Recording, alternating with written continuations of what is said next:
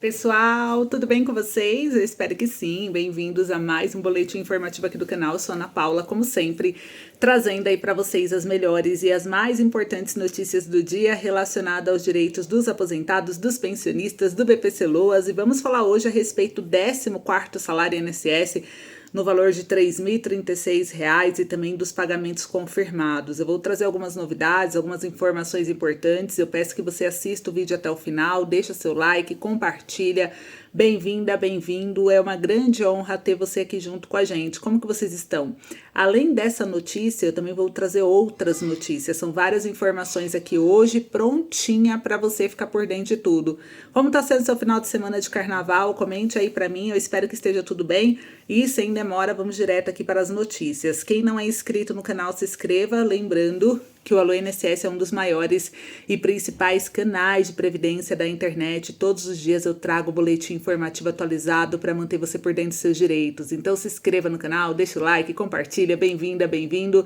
E também reforço que quem precisar de um empréstimo consignado pode contar com a nossa equipe. O nosso canal possui uma equipe especialista em crédito. A gente faz toda intermediação bancária gratuita para você. É um serviço online, é seguro, é de graça. Então quem quiser chama e a nossa equipe vai te auxiliar. Lembrando que por causa do feriado prolongado de carnaval, os bancos retornam os trabalhos apenas na quarta-feira, a partir das 14 horas da tarde. Por isso, a nossa equipe também retorna na quarta, na parte da tarde, a partir das 14, tudo bem? Então, todo mundo que tá chamando esse final de semana, que chamou na sexta-feira, né, vai continuar sendo atendido a partir da quarta-feira na parte da tarde, talvez pelo volume de pessoas, como é muita gente, né, se na quarta a equipe não te retornar, retorna na quinta, mas todo mundo será atendido, fique tranquilo, lembrando que esse serviço do Alô INSS é gratuito, a gente não cobra nada de você, beleza?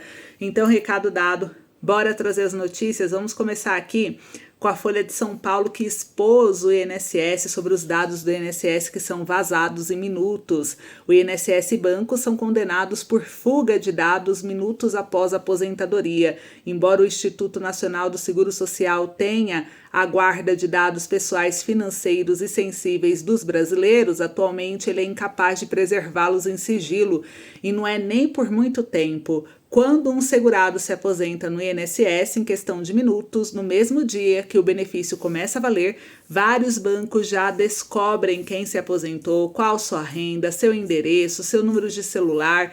Inicia-se uma disputa concorrencial entre os bancos para ver quem consegue primeiro persuadir o novo aposentado a se endividar via empréstimo consignado. E essa foi a conclusão, ao menos formada por juízes da terceira turma recursal da Justiça Federal do Ceará, que condenou em mais de R$24 mil o INSS mais 3 bancos por dano moral em razão do vazamento de dados e pelo assédio instantâneo logo depois da aposentadoria. Os bancos não conseguiram explicar como tiveram acesso aos dados pessoais, e o INSS tem negado nesse e noutros casos qualquer tipo de vazamento de dados. Tudo isso não evitou a condenação.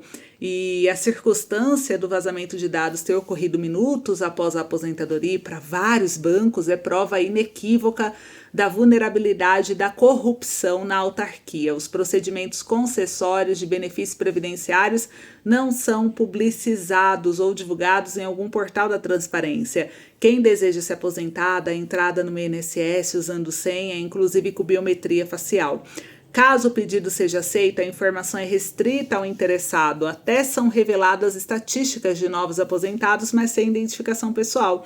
Na decisão do processo, o juiz Najib de Melo Jorge Neto analisou o caso da aposentada que, após alguns minutos da referida concessão do benefício, começou a receber uma enxurrada de mensagens e ligações telefônicas em seu celular referente a convites para a realização de empréstimo consignáveis. Com a quantidade de ligação era tão grande que a aposentada desligou o celular durante o trabalho. A indenização por danos morais foi justificada por violação dos direitos fundamentais à segurança, à privacidade e à proteção de dados, além de transtornos pessoais advindos da obstinada e insistente recorrência do assédio dos bancos, com perturbações significativas não só sobre rotinas individuais, familiares, sociais e laborais, como também sobre períodos de descanso. E essa imediatidade dos bancos em descobrir quem se aposentou é sinal da rentabilidade da indústria do vazamento de dados. Bancos privados e públicos compactuam dessa situação, além de ilicitamente extraírem dados do INSS. O mercado rentável se aperfeiçoa todos os meses nessa migração ilícita de informações ilegais. Então, o próprio juiz apontou que o INSS tem como descobrir essa ilicitude, pois dispõe de ferramentas tecnológicas para demonstrar que não teria ocorrido qualquer tipo de vazamento de dados, ou mesmo quais servidores acessaram dados de beneficiários no meu INSS no período, e assim investigar, de que forma se deu o inequívoco vazamento de dados para as instituições financeiras. Parece que sai mais barato para o INSS pagar condenações isoladas do que tomar providências para resolver esse assunto de vez. Então, a Folha de São Paulo detonou aí o INSS, com toda a razão, gente. Agora, uma segunda notícia que eu quero compartilhar com vocês. 12 estados, olha só, 12 estados têm mais Bolsa Família do que empregados com carteira assinada. O mercado teve crescimento mais forte em 2023 e 2024 e o número de estados com mais beneficiários que vagas formais caiu. Então, esse número de beneficiários é absurdo, Mostra o quanto o Brasil é um país rico de pessoas pobres e quanto o Bolsa Família, ele vem cada vez aumentando o número de beneficiários. Então, o governo às vezes comemora tratando isso como bom, mas isso é algo ruim. Significa que mais pessoas estão dependendo de benefício assistencial ao invés de conseguir a sua própria subsistência. Então, isso é grave e é algo que o governo tem que analisar e acompanhar de perto. Gente, agora mais uma informação que eu quero compartilhar aqui com vocês. O governo Lula antecipou os pagamentos de vocês, dos beneficiários, depois da repercussão, porque vocês iriam receber os pagamentos de fevereiro até o dia 12 de março. O governo antecipou os pagamentos do dia 10, 11 e 12 para o dia 6 e 7 de março. Então, todo mundo irá receber até o dia 7 de março os pagamentos, não mais até o dia 12, igual estava o calendário oficial. O governo já publicou no Diário Oficial da União e informou. Agora vamos falar a respeito do 14º salário INSS, Vamos falar do 14º salário do valor de R$ 3.036 a respeito do projeto de lei. Gente, o 14º salário é R$3.000. Por que 3.000? Porque o projeto de lei que trata do 14º salário fala que o pagamento tem que ser limitado a um teto de até 2 salários mínimos. E como o salário mínimo está 1.518, 2 salários mínimos daria esses R$ 3.036. Então, esse é o valor máximo que alguém pegaria de 14º salário caso o projeto venha a ser aprovado. E qual é o andamento do projeto? Ele está lá aguardando, o Congresso a votar, colocar em votação, discutir, dar continuidade. O nosso canal criou o abaixo-assinado para que vocês possam assinar, para a gente poder levar 1 milhão de assinaturas no Congresso pedindo o 14º, só que precisa de vocês se movimentarem, Precisamos que vocês assinem o abaixo-assinado. O link do abaixo-assinado tá aqui na descrição do vídeo, tá no primeiro comentário. Então assinem, gente, esse abaixo-assinado para que a gente possa pressionar o Congresso, porque sem pressão o governo não vai fazer nada por vocês, tá? E a gente vê aqui uma matéria que saiu na UOL mostrando, o Senado Federal, ele custa mais de 500 milhões de reais por mês pra gente. E os trabalhos estão em marcha lenta, com custo estimado em 525 milhões por mês. Senado adota marcha lenta após recesso parlamentar. É um absurdo. Nas 2 primeiras semanas sob a presidência do senador Davi Alcolumbre, o Senado não fez nenhuma sessão no plenário. As atividades devem voltar ao normal essa semana, embora o recesso do Congresso tenha terminado em 1º de fevereiro. E o Senado se reuniu no plenário pela última vez no dia 1º de fevereiro. Naquele sábado, os parlamentares votaram para definir os integrantes da mesa e Alcolumbre se tornou presidente da casa. Desde então, não houve nenhum encontro plenário, não houve nenhuma votação. Senadores e deputados reuniram-se em 3 de fevereiro para a abertura do ano legislativo de 2025, em sessão solene no Congresso, gente. Então, assim, o custo estimado para manter o Senado é 525 milhões ao mês.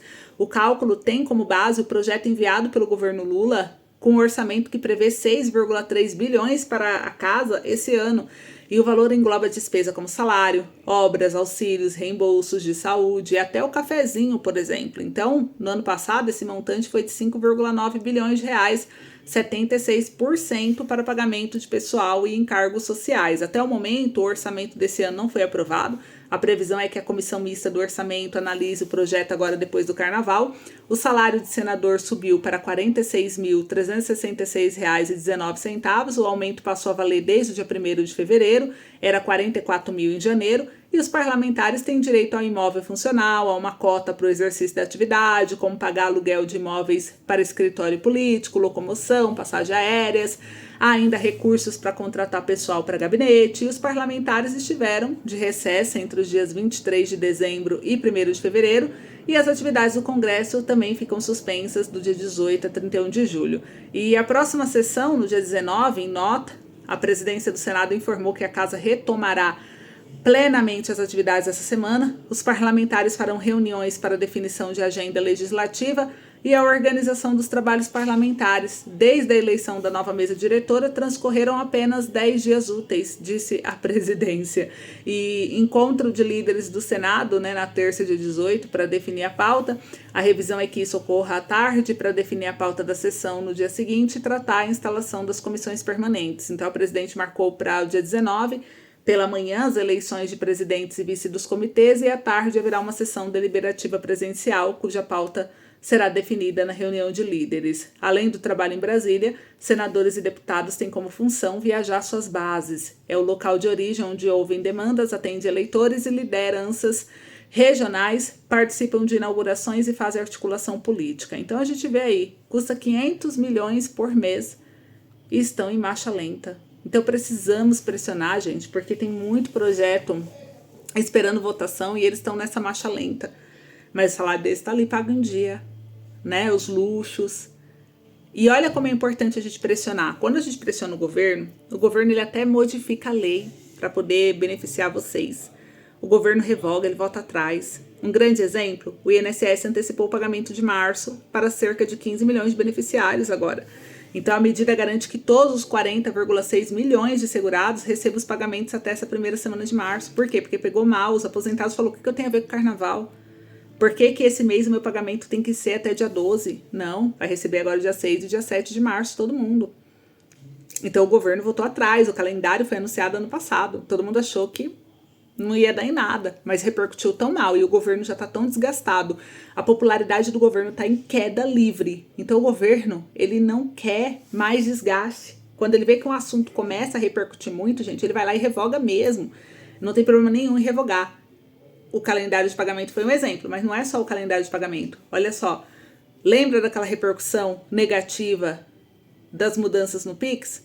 O que aconteceu? Por causa da repercussão negativa, o governo foi lá e revogou as mudanças no Pix. Foi outro assunto. O governo Lula revogou o ato normativo que alterava as regras de fiscalização da Receita Federal sobre as transações financeiras após a repercussão negativa envolvendo o Pix. E o anúncio foi feito em janeiro pelo Ministério da Fazenda, após reunião com Lula. Com isso, as regras de fiscalização para valores movimentados mensalmente de R$5 mil ou mais para pessoa física, que estavam iniciadas em janeiro, pararam de valer. A medida provisória foi publicada no Diário Oficial da União e pegou mal para o governo. Então o governo falou, vou fiscalizar quem movimenta 5 mil por Pix. Pegou mal. O governo foi lá e fez o quê? Revogou. Outra coisa que o governo revogou. O Lula não tinha sancionado a lei porque ele tá só colocando imposto em cima da gente. Aí ele sancionou a lei pedindo a volta do DPVAT em 2025. Então, desde o dia 1º de janeiro, ia voltar o seguro obrigatório. O que aconteceu? Repercussão negativa, porque o governo só fica colocando imposto, e o luxo deles, os penduricalhos do STF, não para de crescer. Então, Lula foi lá e sancionou uma outra lei que derruba a volta do DPVAT em 2025. Então, o DPVAT não tá mais valendo. Tava valendo, não tá mais valendo.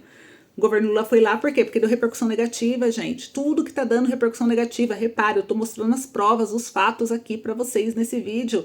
Ele tá lá revogando mesmo. Ele revogou a data de pagamento do calendário de vocês. Vocês vão receber tudo até dia 7. Ele foi lá e revogou o movimento do Pix, que ele ia fiscalizar contra todo mundo. Pegou mal, ele revogou, não vai mais. Ele revogou aqui o DPVAT, seguro obrigatório, arrecadação. Então, a revogação se deu depois de um acordo entre o Executivo e o Legislativo para aprovar, inclusive, o pacote de gastos. O seguro foi extinto em 2020, o governo tinha voltado, revogou, né? O que mais que o governo voltou atrás? O governo volta atrás e mantém a isenção no ano passado para comércio entre pessoas físicas até os $50, lembra? Aí depois o que mais o governo voltou atrás? O governo Lula voltou atrás agora no dia 1º de março e suspendeu a exigência da data de validade carimbada em ovos. Ele foi lá, o que aconteceu, né? O Ministério da Agricultura e Pecuária do Brasil tomou uma decisão significativa ao revogar a obrigatoriedade de identificação individual de ovos destinado ao consumo direto. Essa mudança, publicada no Diário Oficial da União, já está em vigor e representa o ajuste nas normas que regem a comercialização de ovos no país.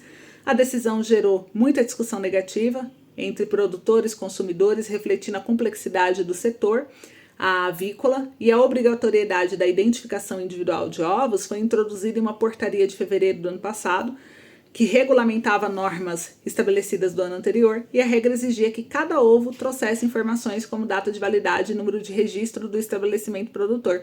A revogação dessa exigência visava permitir um debate mais amplo sobre a necessidade e a viabilidade de tal medida. E a decisão de revogar a identificação individual dos ovos foi motivada pela necessidade de aprofundar o diálogo com a sociedade e o setor produtivo.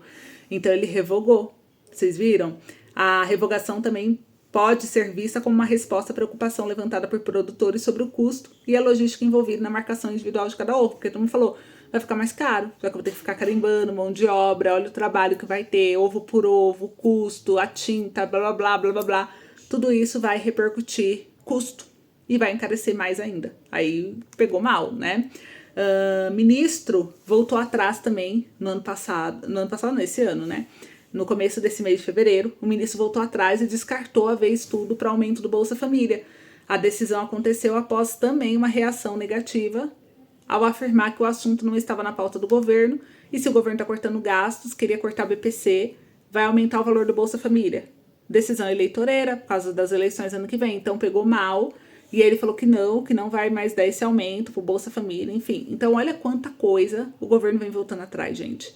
E aí vocês acham que o 14º é impossível? O 14º não é impossível, ele é totalmente possível, mas a gente precisa lutar. Precisamos de 1 milhão de assinatura para mostrar esse movimento, essa força, porque do jeito que tá as coisas, gente, é muito possível o governo pagar um 14º se ele sentir essa repercussão negativa por ele não aprovar. Então vamos junto fazer a nossa parte. Conto com vocês, é isso, um beijo, até mais.